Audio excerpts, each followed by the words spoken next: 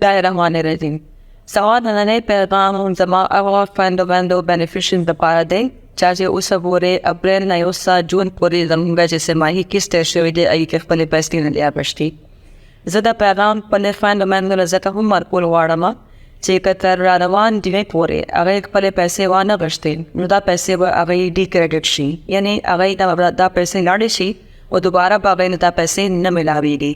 هغې وجه دا ده چې زموږ دا اوس موجوده نظام چې کوو هغه یو بینک سره و او د یې معاهده ختمیږي او زموږ را روان چې کوم قسط دی هغې دپاره نوې معاهده وکړي.